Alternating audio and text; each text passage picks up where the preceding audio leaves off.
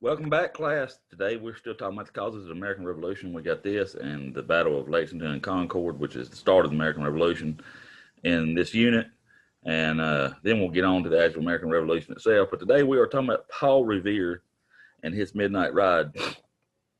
Before the first battle of the American Revolution, Paul Revere made this ride from Boston all the way to Concord. And he was coming to warn Samuel Adams and John Hancock, hey, they're coming to arrest y'all, and they're coming to get these weapons out of storage, and he also warned that the rest of the people on the way there, hey, you know, he drive through town, hey, the redcoats are coming, and so this the day that we're talking about him, he was part of the Sons of Liberty. They think he was at the Boston Massacre because he's the one that painted the picture that I've showed y'all before of the Boston Massacre. They used it as propaganda.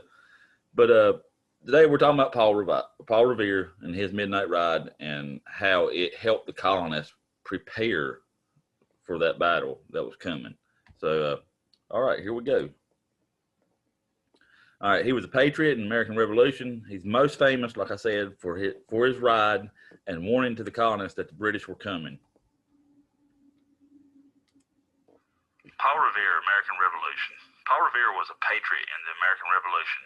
He is the most famous for his ride and warning to the colonists that the British were coming.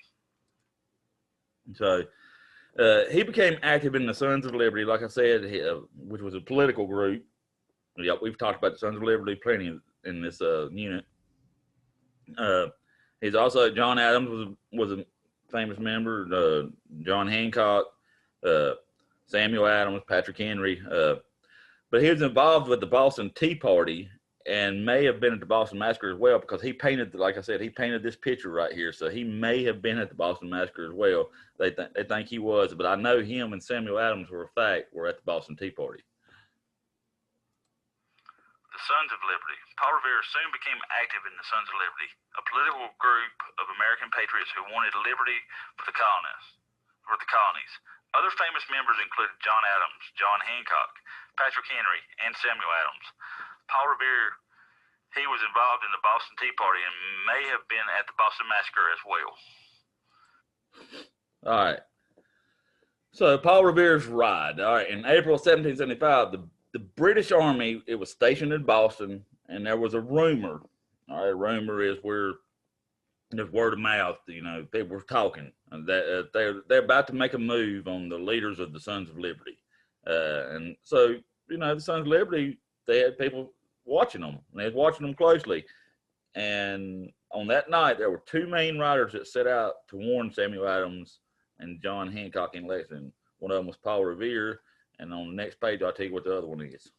Paul Revere's ride. In William April Dales. 1775, the British Army was stationed in Boston, and rumor had it that they were about to make a move on the leaders of the Sons of Liberty and other American patriots. The Sons of Liberty were watching the British closely so they could warn the colonists if they started to attack. Two main riders were to set out and warn Samuel Adams and John Hancock in Lexington. All right, so this is their route. This is Paul Revere's route, and he gets all the credit, but it wasn't him alone. He'd go across the Charles River to Charlestown, and then to Lexington. And William Dales, who was the other rider, would ride a longer but different route. So it took him about a half hour to an hour longer to get where he was going because he was going a longer route. But hopefully one of them would make it there safely to warn Adams and Hancock. And there were other riders along the way that they would tell, and they passed the warning on to other locations that they weren't able to get to. Paul Revere's route. Paul Revere would go across the Charles River to Charlestown and then to Lexington. William Dales would ride a longer but different route. This way, hopefully one of them would make it there safely to warn Adams and Hancock. There were also other riders that Revere and Dales would tell along the way. They would pass the warning on to other locations. All right. One if I land. There's a famous saying, one if I land, two if I see. And that was one of their warning systems, okay, that Paul Revere put in place just in case none of the riders made it. All right. Robert Newman, who was also part of the Sons of Liberty, I believe, He was to set lanterns in the steeple of the Old North Church to alert the colonists in Charleston. All right, and if the British were coming by land, or he'd put one if the British were coming by land, and two if they were coming by sea. And like I said, there's a famous phrase now: one if by land, two if by sea. Well, guess what?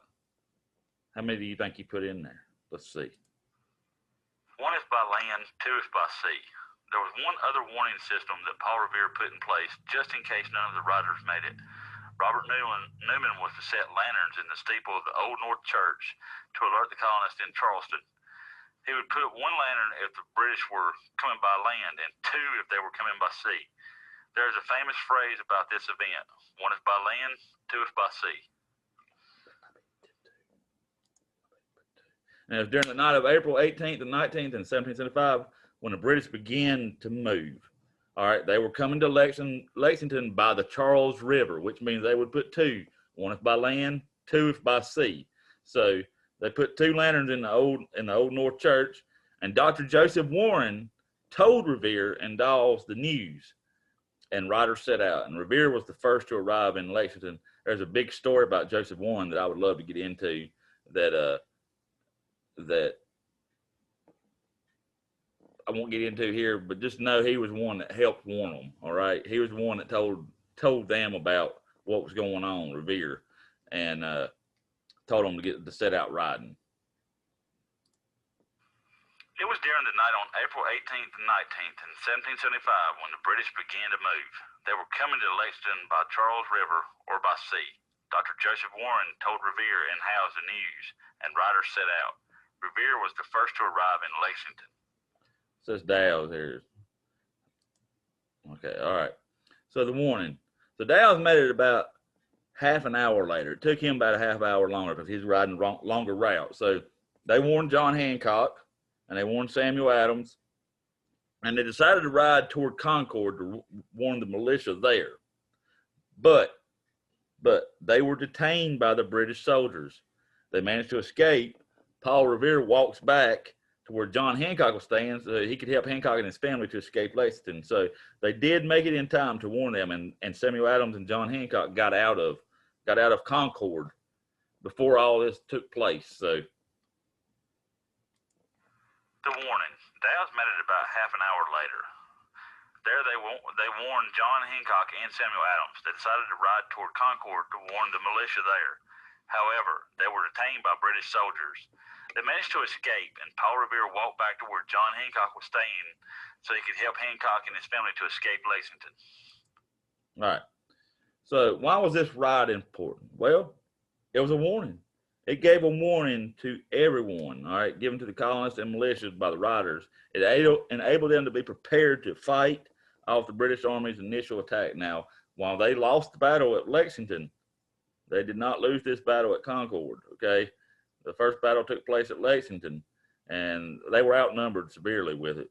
And we'll get into that more in detail. But they lost that first battle there. It wasn't really a fight, okay? But that's where the first shot was fired, so it's very important.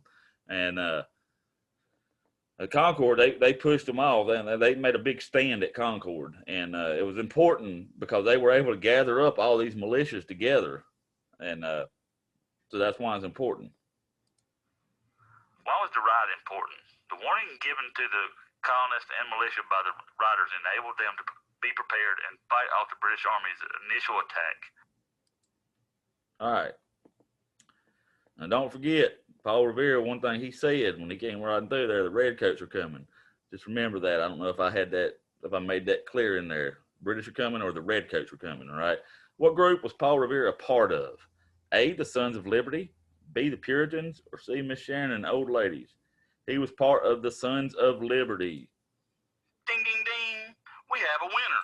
Number 2, what painting did he make after it happened, or they believe it was him that made it? A, the Mona Lisa, B, the Boston Massacre, or C, Starry Night? It was B, the Boston Massacre. They believe he was there at the Boston Massacre when he painted that. Ding, ding, ding. We have a winner.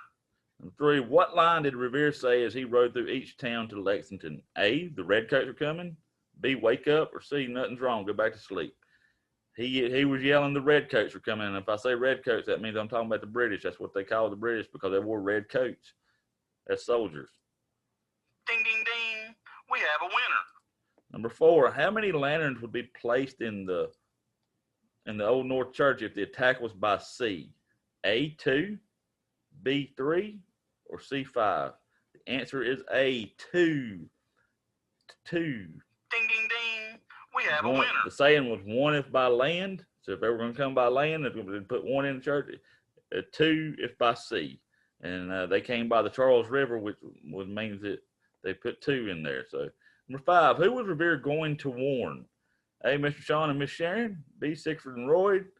Or C, John Hancock and Samuel Adams. They were going to warn John Hancock and Samuel Adams, to the leaders of the Sons of Liberty. Ding, ding, ding. We have a winner. And that is it for Paul Revere. Be sure you go on Schoology. Turn it in. Get credit for it. And like I said, we'll be back next time with the battles of Lexington and Concord. And I will see you all then. You all have a good day. I'll talk to you later.